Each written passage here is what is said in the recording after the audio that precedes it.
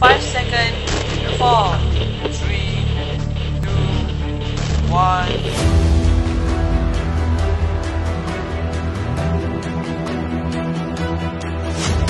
Dalam segmen Tanya Jakim, mengikut prosedur pengauditan, ini mungkin sensitiviti di kalangan peserta. macam mana nak melahirkan orang yang berebakan bimbingan, kita memberikan nasihat.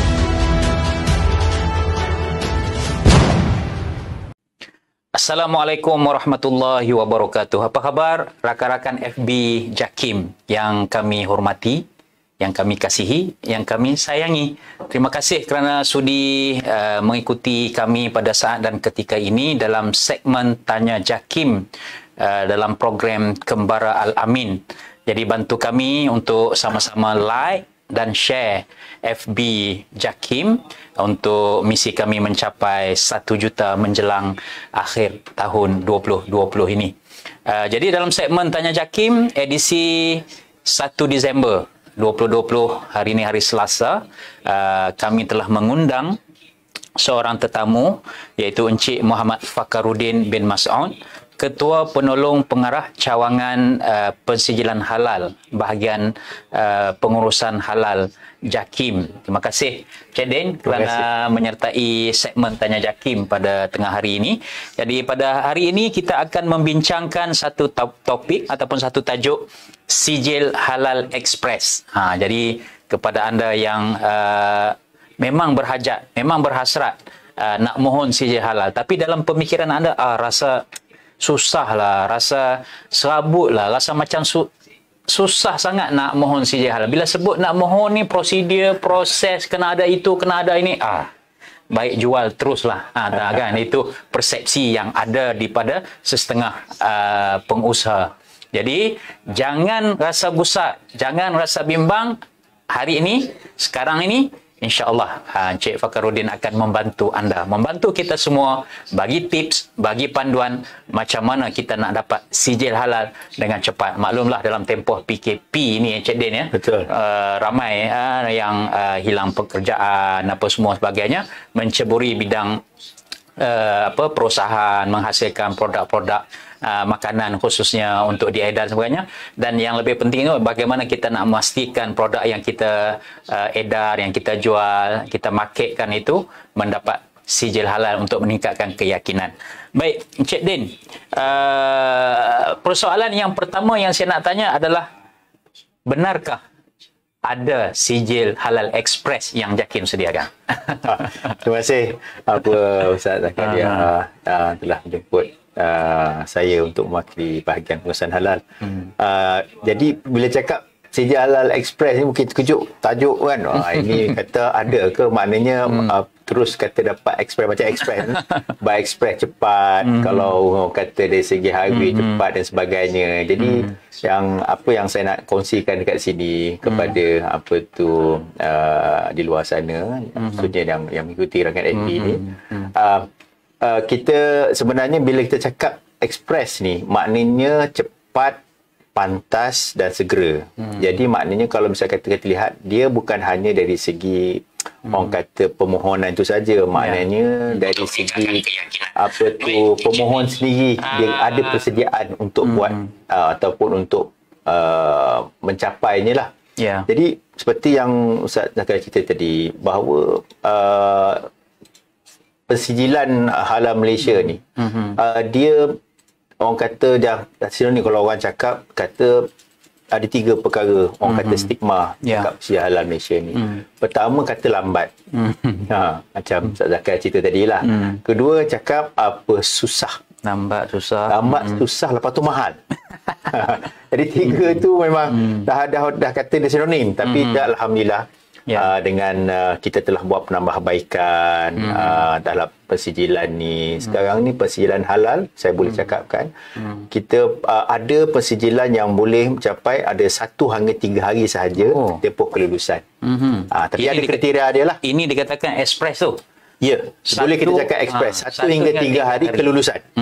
Sebab apa, nak keluarkan CJ tu ambil masa. Tapi bila dah lulus tu, dia berhak untuk menggunakan sialan. Lepas tu ada tempoh ada antara 1 hingga 7 hari.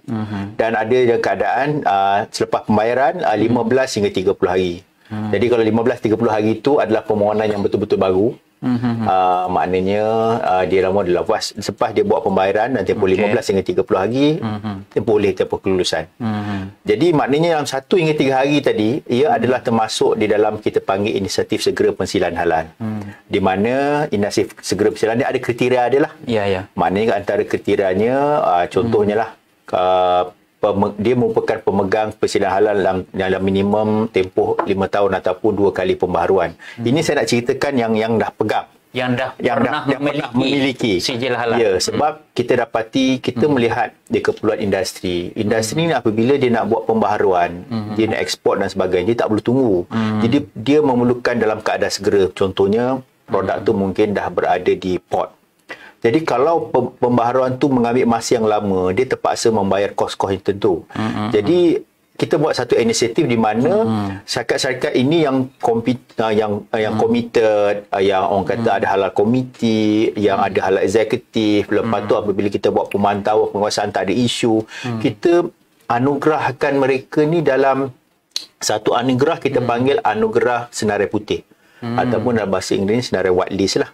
Jadi maknanya kalau mereka ni di bawah senarai putih, Ustaz, dia kalau misalkan dia buat pembaharuan ataupun tambah produk baru, contoh dah sebelum ni ada ayam goreng, ada burger, nugget, tapi dia nak tambah satu lagi produk baru, tak perlu tunggu masa, dia buat permohonan, buat pembayaran dalam satu hingga tempoh 1 hari ataupun 3 hari hingga 3 hari, dia dapat kelulusan.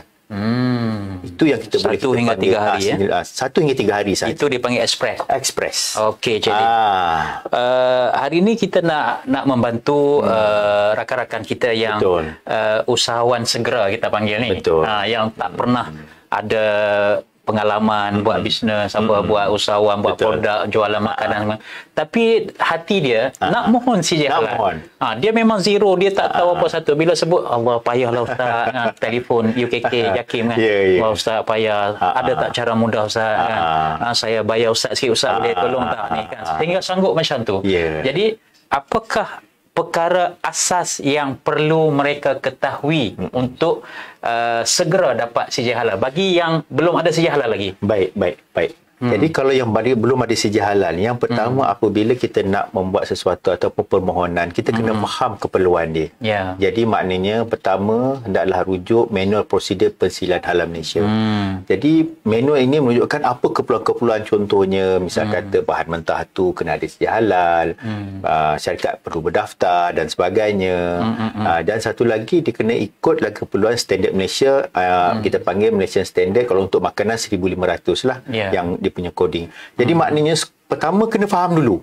Jadi kriteria tu sebenarnya, contoh kalau misal kata kita buat karipap, contohnya kalau tepung gandumnya kita tahu di mana pembekalnya, kentang, rempah karinya dan sebagainya. Jadi dia kena declare dalam sistem permohonan lah, online.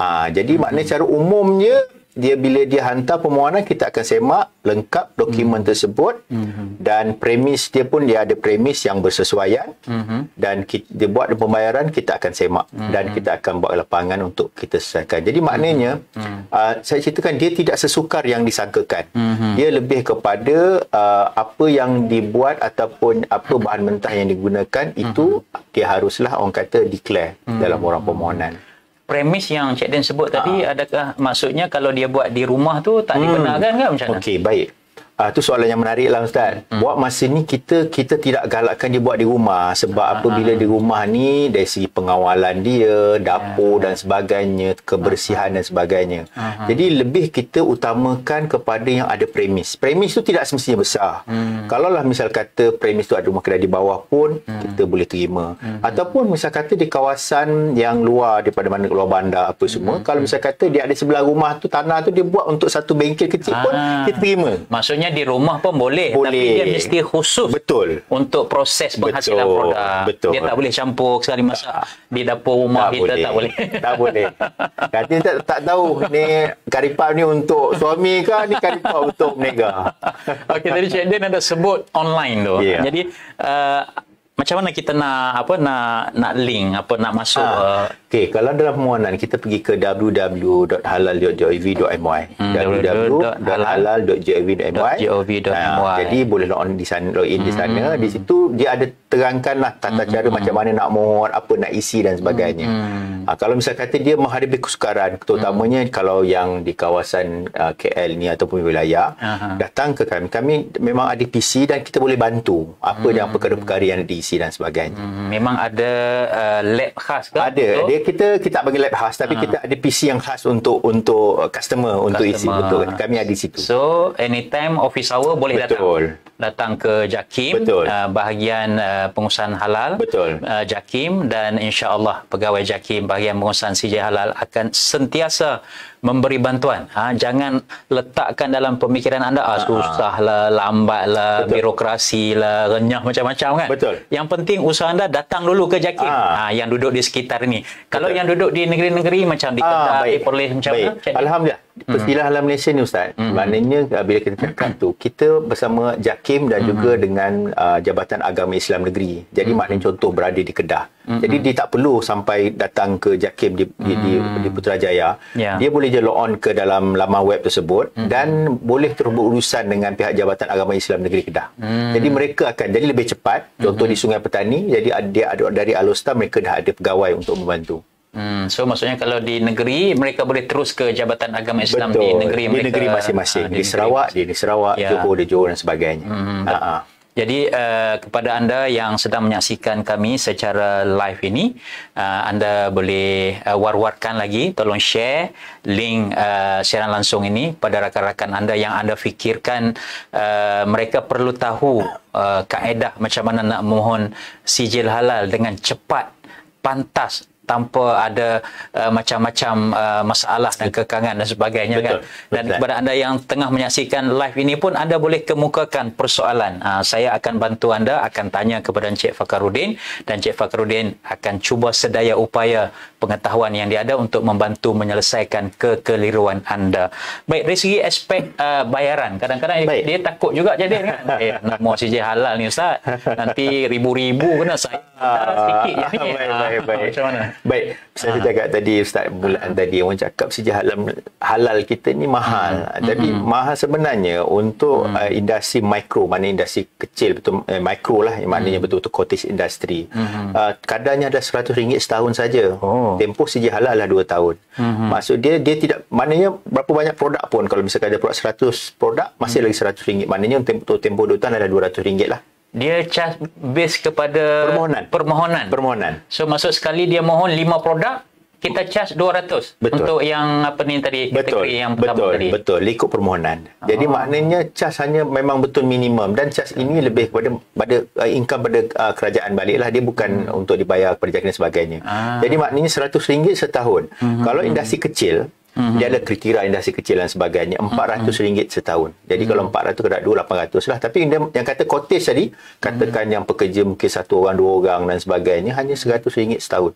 Setahun. Maknanya untuk sijil halal untuk 2 tahun, RM200. Amat reasonable lah bagi saya, murah RM200. Setakat ni tak ada yang komplain lagi lah kata mahal. Nah, yang mahal ni mungkin kita lihat dari segi, mungkin kadang-kadang mereka menggunakan pihak ketiga. Jadi pihak ketiga ni kita tak tahu, mungkin pihak ketiga mungkin nasihat yang tak berapa tepat dan sebagainya. Sebenarnya untuk makluman Ustaz dan juga yang menonton hari ini, pihak JAKIM dan pihak Jabatan Agama Islam Negeri, kita tidak mengiktiraf mana-mana pihak ketiga dalam untuk menjalankan persijilan ataupun membantu persijilan. Jadi maknanya mungkin mereka inilah yang tapi kita kata, tapi kalau mereka nak tu terpulang pada mereka, tapi kos hanya itu saja, sebanyak RM200 Malaysia. Termasuk daripada dia permohonan ke, sehinggalah dia dapat sijil. Hanya itu kos dia. Okey, saya nak minta Cik Din ulang semula, sebab tadi ramai yang bagi tahu tidak ada audio. proses secara online tu tadi. Proses secara online tadi maknanya dia dia log on pada www.halal.gov.my, klik bahagian proses permohonan. Dalam proses permohonan tu dia akan minta mungkin permohonan kali pertama, dia akan diminta untuk mendaftarkan untuk mendapatkan password untuk akaun. Jadi apabila dia dah daftar, kita akan bagi kata laluan dan kita akan bagi satu orang kata permohonan lah, dia ada akaun dia. Kita dah sah akaun dia, barulah pemohon boleh isilah maklumat-maklumat. Dan isi ni bukanlah kata, misal kata hari ni mungkin pengusaha tu sibuk, bukanlah satu hari nak kerja bekerja-kerja nak ni. Ambil masa, kalau dia tak siap ke apa, dia boleh save dan sambung.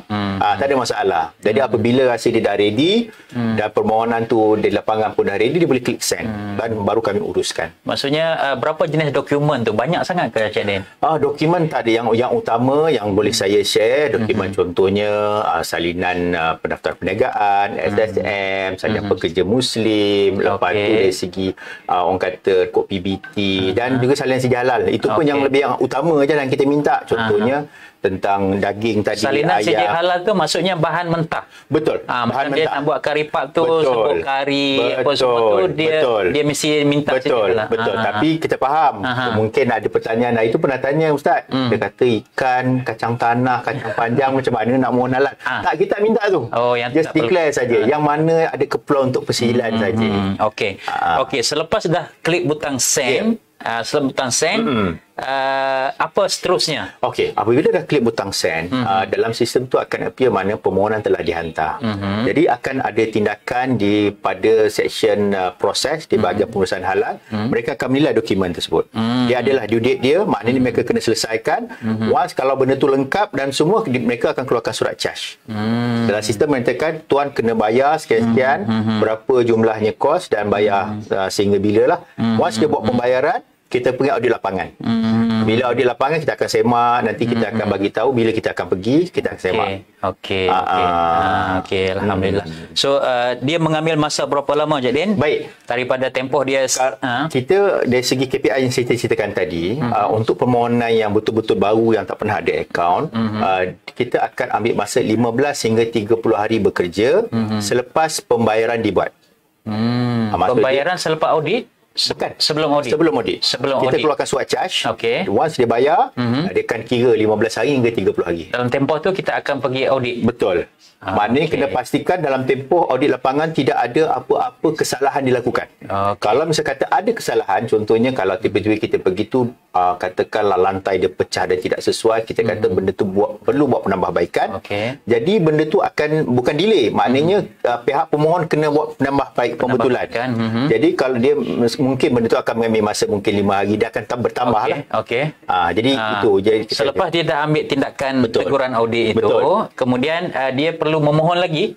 Tak. Bila dah ambil tindakan, dia akan hantar jawapan itu kepada auditor yang pergi ataupun pemeriksa yang pergi. Pemeriksa akan buat laporan penuh untuk dibentangkan dalam mesyuarat panel. Di dalam untuk kita inisiatif kata express tadi, apabila jawapan daripada pemohon tu kita puas hati, kita akan masuk kategori proses segera, laporan ketidakakuran telah ditutup. Maknanya tak perlu nak tunggu mesyuarat ambil mengasa dalam mesyuarat, kita akan kita panggil inisiatif segera, kita proseskan boleh fast track. Itu kalau tak ada apa-apa masalah. Ataupun pergi tu memang tak ada laporan ketidakakuran, maksud dia memang pergi tu memang perfect 100%. Bila dia balik buat laporan, dia boleh diisytiharkan untuk proses segera dan kelulusan dan keadaan segera. Perlu bawa dalam mesyuarat? Kita akan bawa. Kita akan bawa. Tapi maknanya tanpa perlu menunggu mesyuarat yang tu, kita akan disemaklumkan bahawa dia menepati keperluan SOP. Kecuali kalau syarikat tu bermasalah, ada isu, itu kita akan bentangkan untuk kita menilai sama ada layak atau tidak.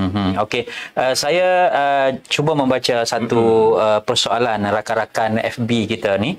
Dari Puan Hasliza Hassan. Ini kalau tak silap saya ni rakan saya di Berita Harian ya. Dululah, sekarang ni dah tidak dengan Berita Harian lagi. Dia kata berapa kerap spot check dilakukan kepada syarikat yang sudah dapat sijil halal JAKIM. Bila timbul isu mengatakan syarikat yang ada sijil halal menjual makanan meragukan atau tidak halal, bagaimana orang ramai ingin mendapat pengesahan? Ini ada dua isu lah di sini, Cik Din. Dia keluar sikit daripada topik kita permohonan sijil ekspres ni. Tapi tak apa, kita layan juga jawapan mengenai dengan berapa kali spot check dilakukan apabila sudah mendapat sijil halal. Yang kedua, macam mana orang ramai nak mengetahui status halal suatu produk. Yang pertama dari segi spot check ini memang satu orang kata soalan yang baik dan memang banyak diperkatakan bila kita bagi sejauh mana integriti pihak pemohon ni.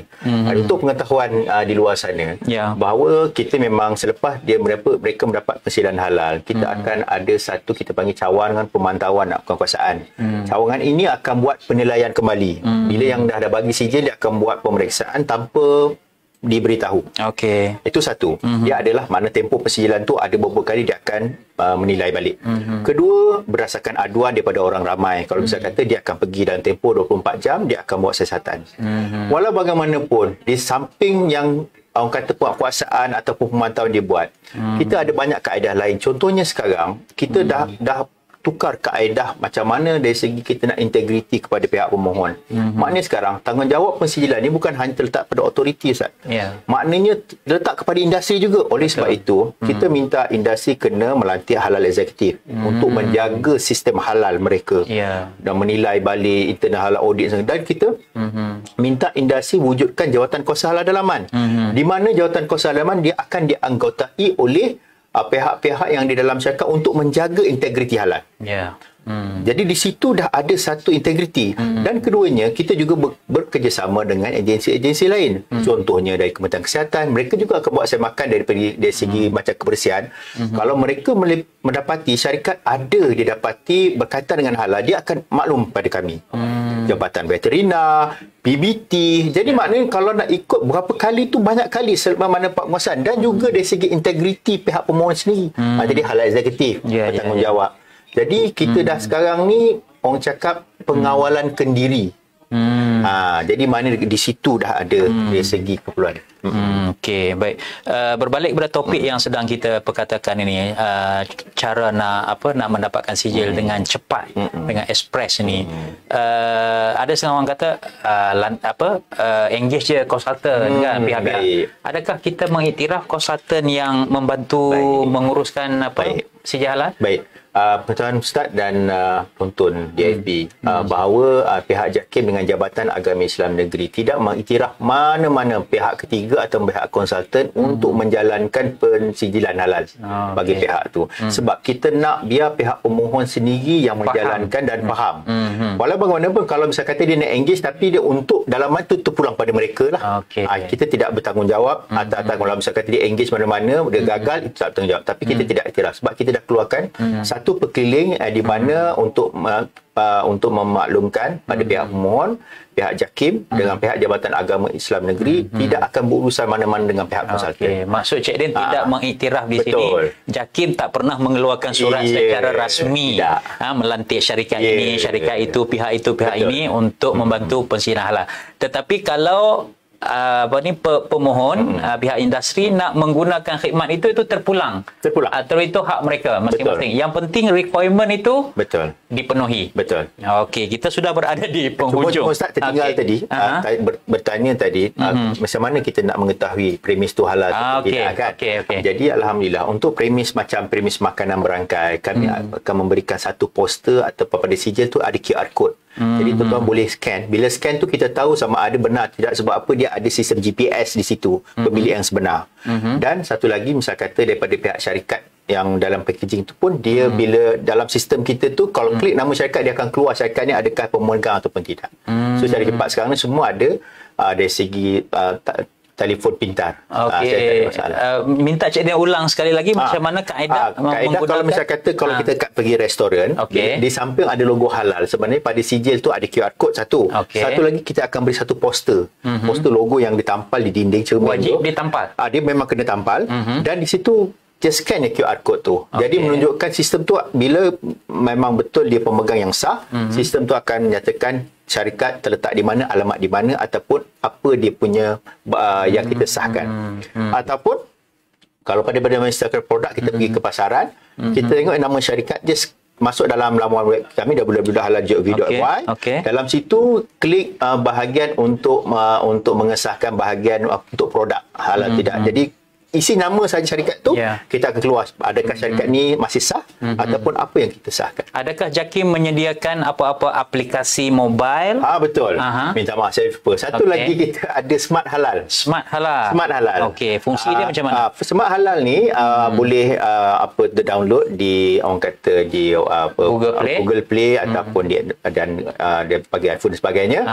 Smart Halal ni berfungsi betul untuk memudahkan kita tadi untuk menilai sama ada syarikat ni pemegang ataupun tidak, masih sah ataupun tidak. Dia ada scanner, dia ada QR code, dia ada konsep dalam all in one.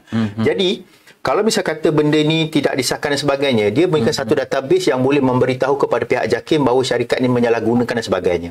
Dan saya galakkan di luar sana boleh download dalam apps Google Play tadi, Smart Halal. Smart Halal. Smart Halal. Jangan lupa ya. Itulah salah satu device ataupun macam mana kata tadi, berapa kali kerap kita nak pantau, sebenarnya pengguna boleh membantu pihak JAKIM memantau. Okey. Soalan akhir pada saya, kita masa sangat mencemburui. Kita 30 minit je jadi. Panjang-panjang sangat orang kejap sangat lah Ustaz. Patut bagi saya sejam. Kita buat siri yang kedua insya-Allah. Kita panggil Ustaz Nasir. Baik, itu betul. Okey. Sebenarnya apakah inisiatif-inisiatif yang disediakan oleh JAKIM dalam nak membantu pihak pengusaha ataupun industri ini supaya memudahkan mereka untuk mendapat sejalan? Baik. Sebenarnya kita seperti yang kita ceritakan tadi, banyak inisiatif kita bagi, inisiatif segera, sebab selama ni orang kata susah, payah, mahal. Kita dah revise daripada orang kata yang cakap 2-3 tahun, berapa bulan, kita dah dari 15 hari 30 hari, ada 1 hari hingga 3 hari, lagi cepat dan memudahkan dan sebagainya. Dan dari segi macam nak untuk mengisi borang, kita pun dah simplify ataupun permudahkan. Ada perkara-perkara yang kita tak minta di dokumen tu dihantar, kita akan semak di lapangan. Jadi tak perlu dah selama ni mungkin banyak dokumen perlu hantar, kita dah kurangkan yang mana penting je. Lepas tu misal kata dari segi macam tak perlu nak datang ke pejabat, online saja dan sebagainya. Dan Alhamdulillah Ustaz Zakaria sekarang ni kan tempoh pandemik, kita melihat mekanisme apa yang kita boleh bantu. Kalau kita tak boleh pergi kawasan tu, kawasan merah, kita ada mekanisme untuk menyelesaikan masalah mereka. Tapi itu saya belum lagi nak boleh wawarkan. Itu mungkin siri kedua lah. Siri kedua. Tapi nak cakap, kita dah ada solution untuk mempermudahkan usahawan mendapatkan persijilan, dan kita galakkan, mohonlah persijilan. Tak susah, tak payah, tak mahal. Itu dia nasihat, pandangan, panduan, tips yang diberikan oleh Encik Muhammad Fakhruddin Mas'ud, Ketua Penolong Pengarah bahagian pengusahaan halal JAKIM, dalam segmen Tanya JAKIM ini. Jadi tuan-tuan dan puan-puan, adakah anda berpuas hati dengan penjelasan ataupun tempoh masa yang tu, boleh kemukakan di ruangan komen. InsyaAllah kami akan mempertingkatkan mutu persembahan kami dari semasa ke semasa. Dan yang paling penting, jangan lupa like dan share FB JAKIM. Bantu kami untuk melebarkan dakwah di negara kita ini. Terima kasih sekali lagi Cik Din. Dan terima kasih kepada anda yang menyaksikan secara live FB JAKIM pada tengah hari ini. Jumpa lagi. Wabillahi taufiq wal hidayah. Wassalamualaikum warahmatullahi wabarakatuh.